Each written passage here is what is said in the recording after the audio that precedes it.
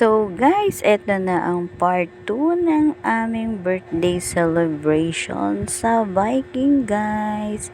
Dahil nga naikot natin ang kalahati ng pwede nyong kainin guys, ay nagutom po ang inyong lola at kumain muna siya para magkalaman po ang ating tummy dahil mamaya maya ay re-rest back pa tayo ng ibang food guys.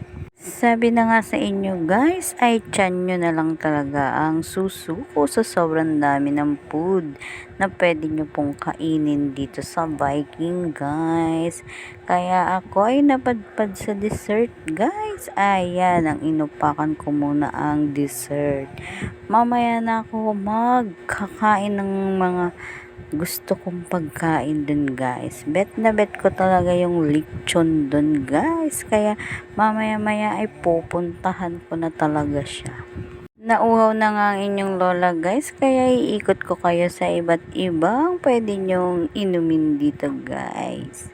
Mananawa kayo talaga kung ano-anong gusto nyong i-drinks dyan guys.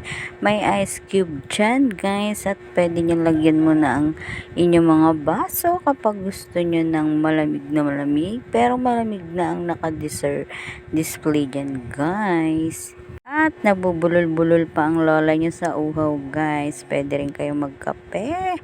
Pwede rin kayong mag ice cream guys. Iba't iba. Diyos ko. Mananawa talaga ang mata nyo guys. At tutulo ang laway nyo sa pagkasasarap ng mga food nila. May halo-halo, ice cream, may mga sapin-sapin dyan guys. Bibingka. Pwede nyo na kayong kumuha ng mga toppings dyan guys. Merong puto bumbong. At marami pang iba. May mga cake. Yan, lahat yan guys ay pwede nyong kainin guys. Kapag gusto niya naman ang mga ulam guys at iba't iba rin ang inyong pwedeng pagpilian guys. Ayan, iikot ko kayo sa mga ulam na pwede nyong kainin guys. Ayan, diba? Ang sasarap guys. Nako, kapag nandito ka talaga ay parang gusto mo na talagang kainin lahat. Pero syempre, hindi na kaya ng iyong tiyan. Pwede rin kayo guys magpaihaw ng iba't ibang mga ihawin dyan guys. Nasa inyo na lang kung anong gusto nyong mapili guys. At iba't ibang pizza guys ay meron din dito. Pagkakasarap-sarap talaga guys. Pwede nyo rin lagyan ng mga iba't ibang toppings ang inyong pizza guys.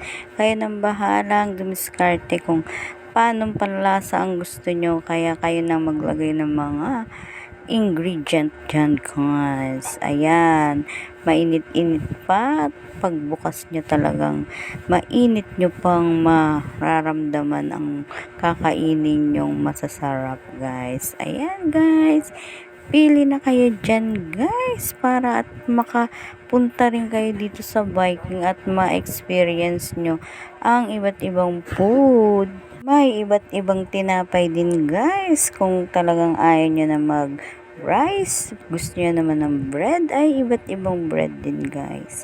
Kayo na lang mamimili kung anong bread ang gusto nyo dyan. So ayan guys, nakita nyo na at puputulin ko na naman ang ating birthday celebration. Meron pong part 3.